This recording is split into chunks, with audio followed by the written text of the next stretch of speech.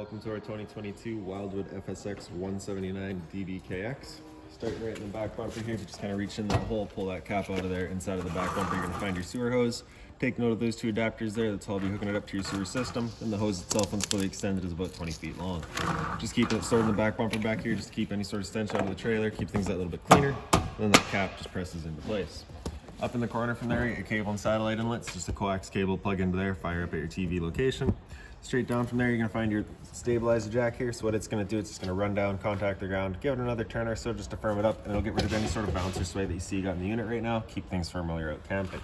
Straight up from there, there's a couple of white caps. Those are your low point drains. The purpose of those is just to open up the water system, allow it to drain itself out. Reason you'd want to do that is if you're leaving the trailer for a while and you don't want your water going stale or stagnant, you can drain it out before you leave. Or if you're getting ready to winterize the unit, you just want to drain all the water out before pumping antifreeze through. A step forward from there, we get your sewer system. So the cap, you're going to kind of press on it and give it a turn. That is really sharp. I will clean that up for you once we're done here. And basically pops out of there, and you see it's got the same ears on it that your sewer hose had, so that'll attach the same way where you're just pressing it into place, giving it that turn, clicks in, and there you go. On the left you get a gray valve, on the right you get a black, so that black valve is controlling your black tank. Black tank is filled from your toilet, so that's of course going to be your dirtiest water, so we'll be dumping that first. Once that's done, you can then come to the gray, dump that last. Gray tank's going to be filled from your sinks as well as your shower, so typically cleaner water, dumping that last just helps keep that hose clean as possible. Up from there, you get a black tank flush, so you may notice over time after having gone and dumped your black tank, your monitor panel is still reading a third or 2/3, whatever it may be. Typically, it's just some debris inside of the tank hanging between the probes causing that misread, so what you're going to do is just take that water hose and plug it into there, open up the black valve and turn on the water, and that'll just prevent, or just spray out that tank and prevent any sort of debris that could be causing that issue. Right ahead from there, you get your power inlet, so as you pop that open, you're going to find that little notch in the bottom corner there. It's going to line up with that notch there. You press those in. Give it a little 8th turn to lock it into place, and then you get the threaded collar in the back there to really lock it down. Following the cord back, you're going to find a standard 30 amp end there. Most campsites are going to have that. You can just plug straight on in and you're good to go. We do also provide you with a 15 amp adapter, so if you're looking to plug in at home to charge your batteries or run your fridge, you've got the power to do so.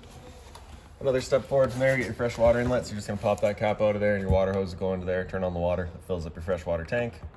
Down below it is your city water inlet, so the same water hose will just plug into there, turn on the water, and that pressurizes the lines throughout the unit.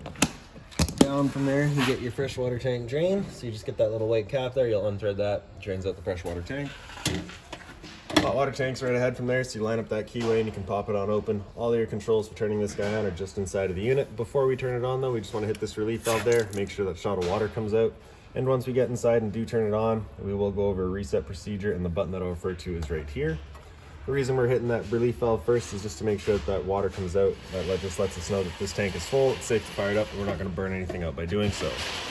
Line up the keyway and lock it back down, and forward again, we get the exhaust for your furnace. So if you're ever running your furnace, you just make sure that's not blocked off. It does get hot. Straight up from there, we get your stove vent. So propane stove is of course putting off fumes whenever you're using it, so just to make sure that flap there is opened up, allowing your fumes to be evacuated out. Once you're done, you can kind of just press it into place and a couple of clips will lock in. Just close that flap shut for you, prevent any dust from kicking up in there.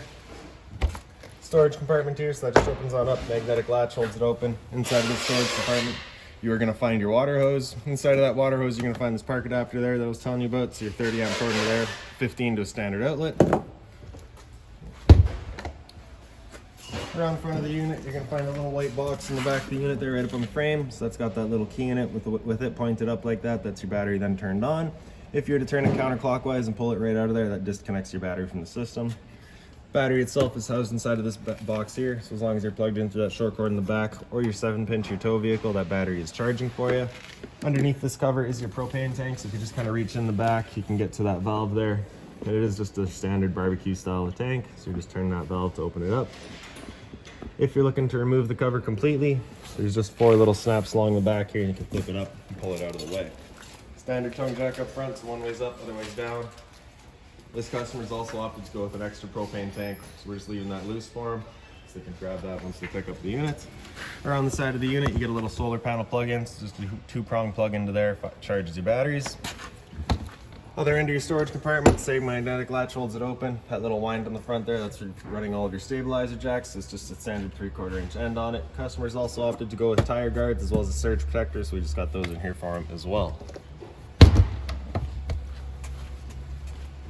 GFI protected outlet comes by the axle here, resets just inside of the unit. And Another step back, you get your exterior kitchen. So as you open that on up, again, magnetic latch. 120 volt vidge on the side here. So as long as you're plugged in, this fridge is going for you. Its plug-in is just right on the side there, as well as the USB outlet. You also get a little bit of storage out here, as well as underneath. Closing that back up. And then in the back of the unit, right in the center there, you get your spare tire. Of course, spare tire. Right beside it is your exterior shower. So you're gonna get a little key just like this guy here. You can stick it on into there, open it up. You get the standard 3-foot hose with the standard head, hot and cold water. So if the dog's out getting muddy, you can spray him off before he gets inside. You're just gonna tuck that away and lock it back down once you're done. Straight up from there, you see that the unit is pre-wired for an observation camera. So if you choose to go that route, it mounts right there. Now I'll make our way inside of the unit here. So your assist handle just up 90 degrees and it falls into place, and you can open up your door. Your door is on a friction hinge, so it just kind of sits wherever you leave it. And just real quickly, I'll point out, if you have it wide open, it does contact your awning arm. So if you're gonna be running your awning, you want your door at about 90 degrees or so. For your step, you're gonna grab that there and pull it straight out. Flip that last step over, then we can step on inside. So first things first, once you come inside, right on the right there, we got your fire extinguisher, so that's standard, pull the pin, point and shoot. Across from that, we got your light switches here. So that one on the right does the light right above your dinette. The rest of the lights throughout the unit are just on their own center push buttons. So we'll kind of get those as we go. The light switch on the left there does your awning light outside. Your awning itself is on this switch here, so press the top of that and your awning will make its way out. Once that awning's fully extended, we're going to see a little white flap come down, as well as the black of the metal tube. Once you see that, you're going to want to stop. If you were to continue extending, it can actually wind itself up backwards, in which case your fabric will be underneath your tube, allowing it to then hold water, accelerating the growth of mold and mildew.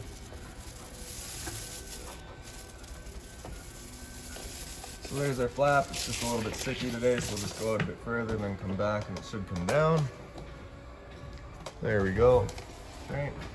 So if it were to start raining, it's of course going to hold some water anyway, so what you can do is grab either arm, front or rear, and you're just going to pull down on it. Then you can see that changes the pitch of the awning out at the head, allowing water to then run off. If you like that angle better, because it does give you more shade, you can do the same thing with the arm up front. Before you bring it back in though, you just want to make sure that arm is back out straight and fully extended, just so that we're not running the risk of bending it. Then we can press and hold in, that awning will make its way back in. Again, we're just watching to make sure that our fabric is over top of the tube and that we're not hitting our door. And another thing to keep in mind with your awning is once you get up to about 15-20 kilometers an hour wind, it does catch all that wind, so you just want to bring it back in. Again, just so you're not running the risk of bending your arms.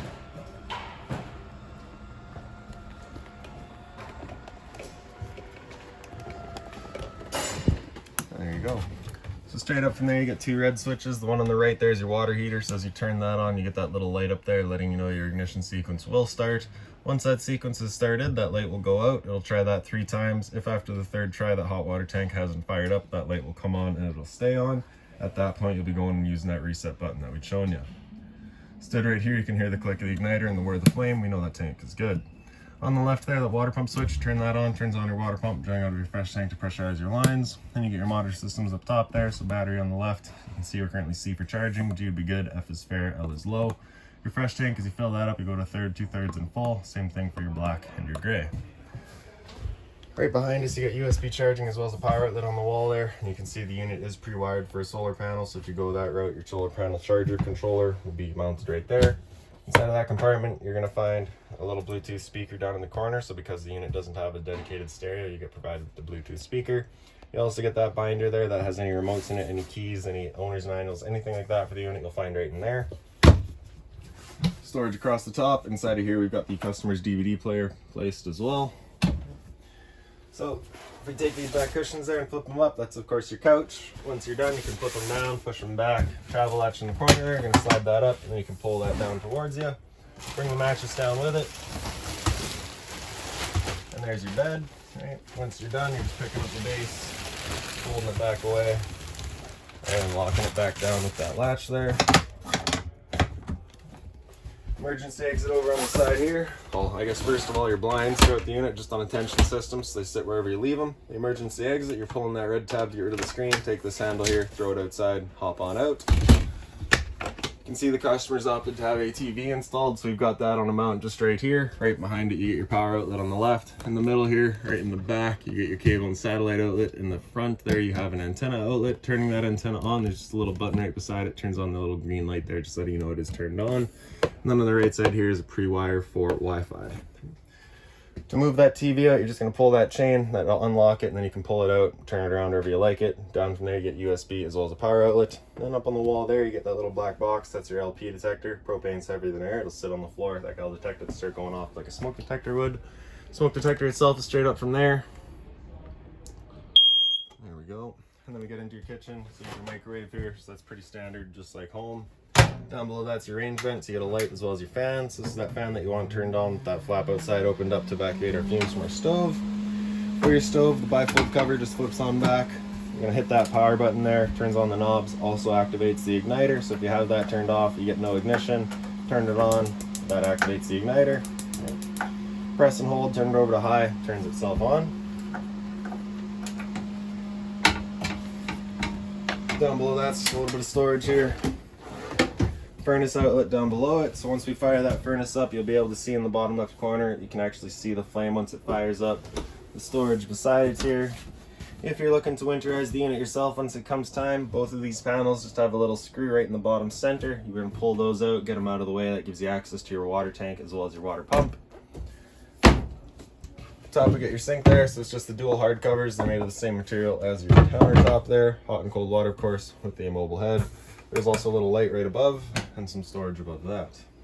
Your fridge beside it. So you just get that travel latch there, you're just going to slide that out of the way, and then you get your freezer up top. And your fridge down below. Temp selection's right across the top there.